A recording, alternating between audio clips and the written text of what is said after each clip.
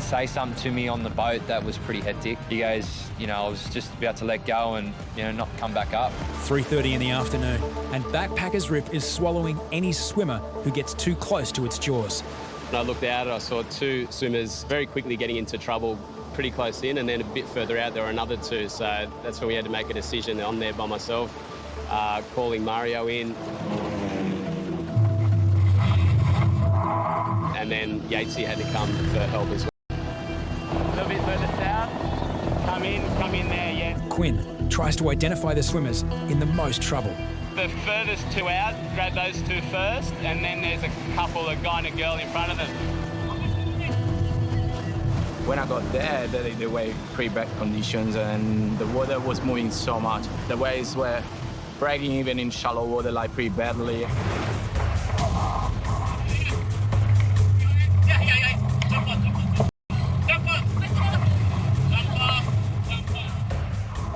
That was pretty hard. I remember first one I got in, it was a girl, she started hugging me so strong, she was so scared, she was going fully under.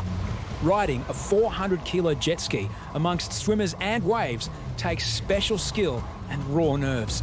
So I had to turn around, the waves started breaking in front of me and I was on the side. I was trying to do the best. Hit by a wave side on and the jet ski will roll. A badly timed pull of the accelerator and Mario could run over someone he's trying to rescue. I quickly realised that it was too much for him to handle, so I called Yatesy in and I went in as well because someone was going to drown. Yatesy and I were whistling. It wasn't something planned. It was just an instinct because we were trying to get their attention. It sounded like we were hurting dogs, but we were just trying to get the guys safe. 3 lifeguards, 2 rescue boards and 1 jet ski. Yet the situation is quickly getting out of control. So I get out to Mario and they're all clambering all over the ski. There's 3 or 4 of them and it's happened before, you know, people they're so desperate they just jump on. They're in danger of really tipping the ski over, and the ski goes over in that environment. It's not ideal. This girl is hanging on to the back of the mat, and I have to prise her fingers off the mat to get her onto my board. It's kind of organised chaos.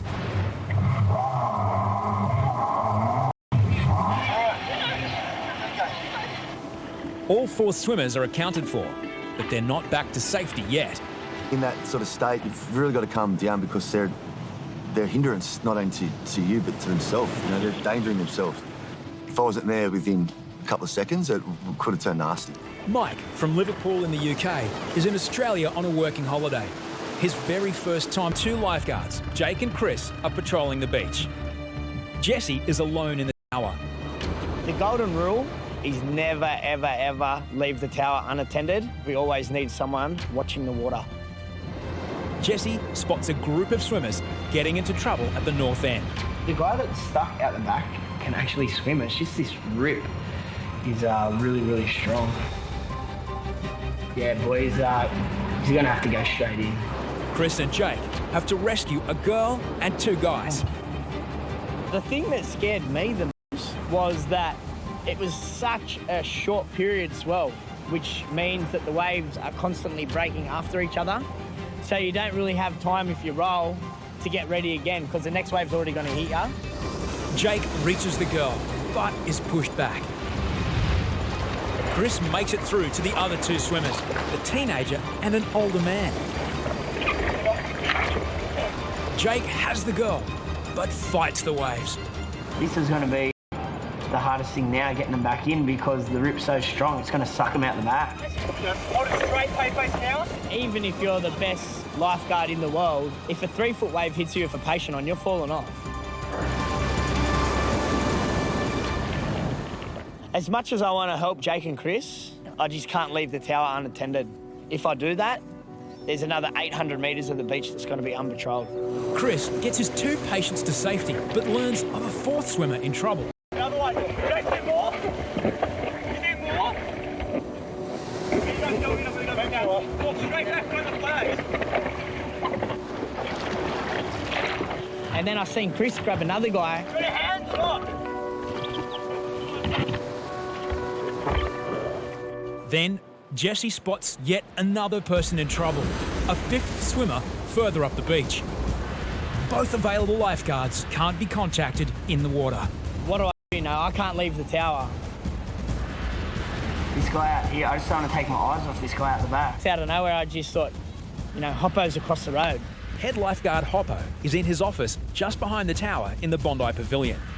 Hey, Hop, are you across the road, mate? I might need someone just to come to the tower. I might need to go down and help the boys here. Hey, mate, I'll pop over. Jesse has to cover 400 metres in the buggy. I was trying to start it and I knew people were drowning and it wouldn't start. And then all of a sudden it just started and I just pinned it, not even noticing how fast I got. Another one falling off the bank that Jesse's gone in for. Moments before Jesse reaches the patient, a pair of experienced body surfers hold the swimmer up. These things happen. Get 2 or 3 go. Thank you. It is a good feeling when you save someone's life, but when you save someone's life and they come up and thank you, it's an even better feeling. Singlets and Harrison find 16-year-old Milo with a suspected broken arm. The young bloke was, holding his wrist and he was in a lot of pain. Milo's injury isn't life-threatening, so Harrison keeps one eye on a part of the beach that is. And that's when I look up and straight away, straight in front of me down in backpackers, I just see these 2 girls and they were not good at all. The lifeguard buggy is parked back up the beach, so Harrison must make the 100-metre sprint on foot. I could see there was a board directly in front of the girls in trouble. Got 2 heads tonight, These thoughts in your head saying, right, go Harrison, just run. Then you're also thinking, geez, are they going to make it? And also there's another side going, oh, I hope the boys are backing me up. Chris calls in the cavalry. Go ahead, Jeff. Backpackers, you're going to have to go in. Harrison hits the water first, unaware how long until backup will arrive. Got full just tunnel vision on these 2 girls. 2 drowning girls, 1 lifeguard. Harrison makes a spur-of-the-moment decision. Rescuing a drowning person without equipment is extremely dangerous. Harrison risks being held underwater. But his only thought right now is getting to the girl in time. Go, he's under.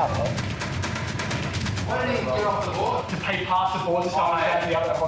I've got to the young lady and I'm keeping her afloat, trying to reassure her that everything's okay, that I'm a lifeguard, I'm here to help you.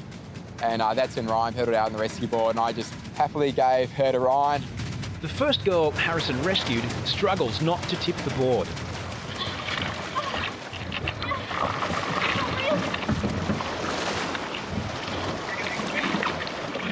That was lucky.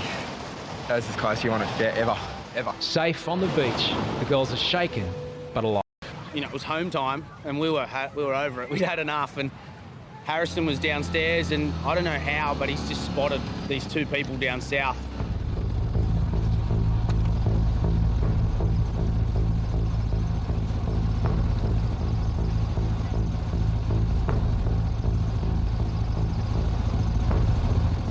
Are there 2 heads with it? Are there 2 heads off that back and that rip in that corner?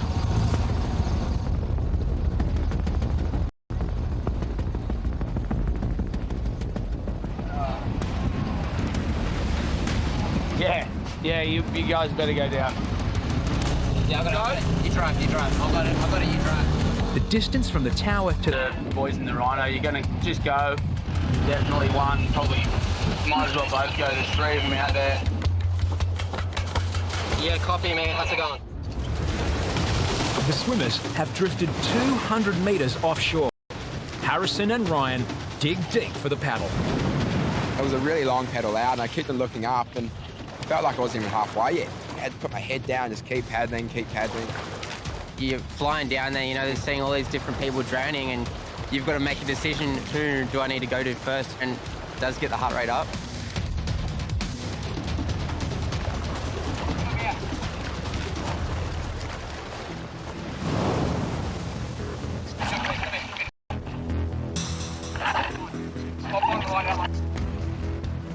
It just seems like people just pick when we're leaving. Oh, okay, lifeguards are leaving now, now's a good time to drown.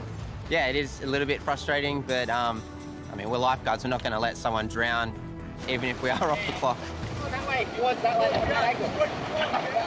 With the only available buggy at South Bondi, Whippet spots more people in trouble at the middle of the beach. I looked down and spotted another group of about 5 in the other rip. Yeah, 2 more on this other ripper. Without backup, lifeguards will be outnumbered. Harrison and Ryan were trying to get them on the radios, and in the end it was just up to me and Jess. Almost all of the rescue equipment is packed away, so lifeguards must improvise. We just had to run downstairs, take some boards off the racks and pin it. Go, box! So I got back to shore, I heard radio chat going non-stop. Ryan, get on the back! And I said, Ryan, just scream, Ryan, get on the buggy, let's just go. We've got to go backpackers.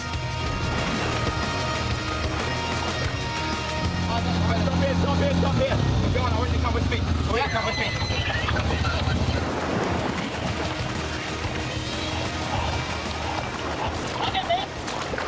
All right. They came from one side, me and Jess were coming, so in the end there was 4 lifeguards on boards, which is pretty rare, but it was after closing time, so there was, we're all in the one spot. Get out back! Look at me! All right!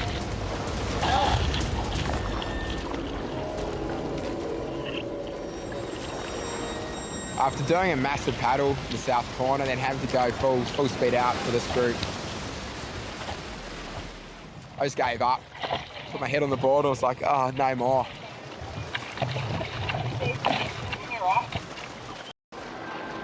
I'm proud of the boys. They're back and forward, trying to pack all the gear up and in between doing rescues. So it's part of the job and it's something they've learned to do and they do it very well. Up at the golf course, saying that she just witnessed a boat get hit by a wave and overturned. She said the 2 people in the boat didn't have life jackets on and they were trying to hold on to the hull of the boat. Thank you. Yeah, we're on our way. Boat over, guys. Jet ski job. Instantly reached straight for the life jacket and the radio, and before you knew it, we're running out the door, jumping on the jet ski. The fishermen won't last long, floating in the water near cliffs. Come on!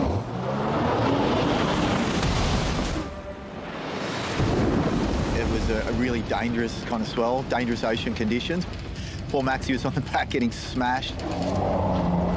It's been 7.5 minutes since lifeguards received the call. We could just make out the upturned boat and a couple of guys kind of clambering on top of it, trying to hold on. Right, jump off and just let me assess.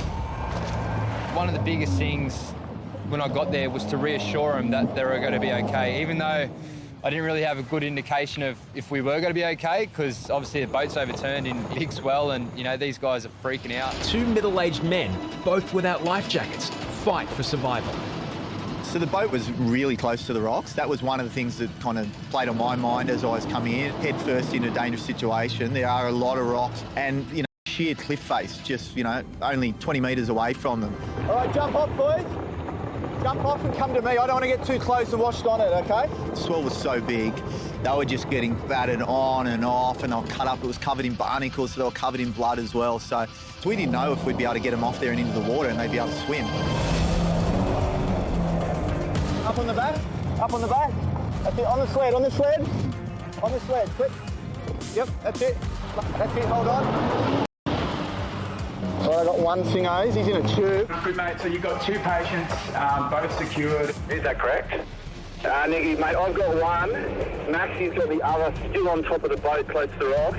A round trip to Bondi and back will take Quiggers 10 minutes. Okay, mate, good plan. Me and old mate still there on the boat waiting for Ben to come back and pick us up. Still with Maxie. The other man, Mike, is deteriorating quickly. He relies on medication to manage his blood pressure. Because he did say something to me on the boat that was pretty hectic. He goes, I was just about to let go and, not come back up. But then, backup arrives. The IRB turned up, which is a bit of a relief as well. So we were able to throw one of them in the IRB. The IRB, or inflatable rubber boat, relieves the pressure by collecting Paul. Hey, come here, mate. Hey. You take him. Yeah, jump off, jump. That's it. Maxie and the other fisherman, Mike, continue to be swept closer to cliffs on the upturned boat. A wave himself. That's it, hold on. We still had to try and get him back to the beach or back to safety. Right, you hold on, we're right, you're good, mate. And I wanted to take control and make sure that the skipper and the most injured person was with us because he was showing signs and symptoms of losing consciousness. But once on the back of the jet ski, Mike struggles to stay conscious. The guy was exhausted, really. He couldn't hang on at all. Maxie had to kind of straddle him on the back, grab hold of the straps so he didn't go flying off the back. Central to Ben on the jet ski. Are we going to need Nambo for this job, mate? Yeah, that's affirmative. I just knew we had to get him back to shore as quickly as possible. He was cut from head to toe, bleeding everywhere, white as a ghost. Shock and blood loss don't go well together. All right, there you go. Jump off. Jump off. You all right? So yeah, dragged him up the beach and straight away, this was a serious matter. You all right? Jump up.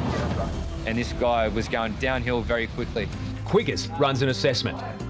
We put him on oxygen. He wasn't in great shape. No one hit their head, no spinal injuries, anything like that, no chest pains, just exhaustion. Mike is displaying symptoms that are concerning lifeguards. Then he went downhill. He started to go a bit wide. He was feeling dizzy. He started vomiting. The paramedics were pretty quick to come down, and as soon as they put the ECG monitor on him, they knew that he was going downhill pretty quick as well. Paramedics call in a special response team. If Mike was still on his upturned boat now, he would almost certainly be dead.